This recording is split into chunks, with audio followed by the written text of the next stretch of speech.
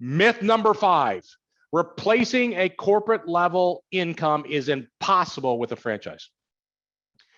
The financial performance of a franchise business depends 100% on you.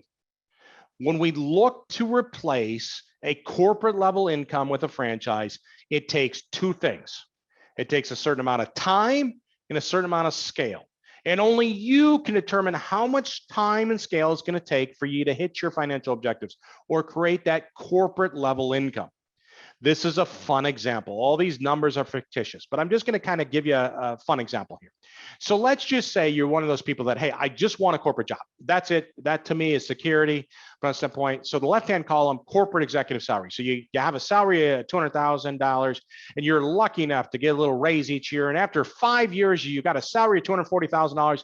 The bad news is that they throw you into career transition. You're furloughed or you're thrown out, right? Well, bottom line is you've rented your income. That is not an asset. You've rented your income. Now, let's say you do what I did, just leave the corporate world behind, leave that salary aside, and I'm just going to invest in franchise. I'm going to open up 3 locations in 3 years. So I'm going to be that executive model full-time. And bottom line is the first year I get to open the first location, I don't take any salary. Year 2, I get a little salary, $50,000 for the first location. I get the second location open.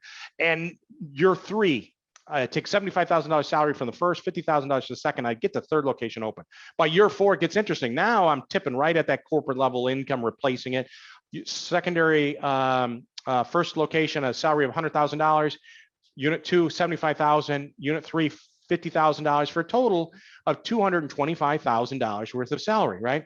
Year 5, now all of a sudden, unit 1, 125, unit 2, 100, unit 3, 75. So $300,000 in salary from my business. And in addition to that, I built an asset that I could potentially sell as a multiple.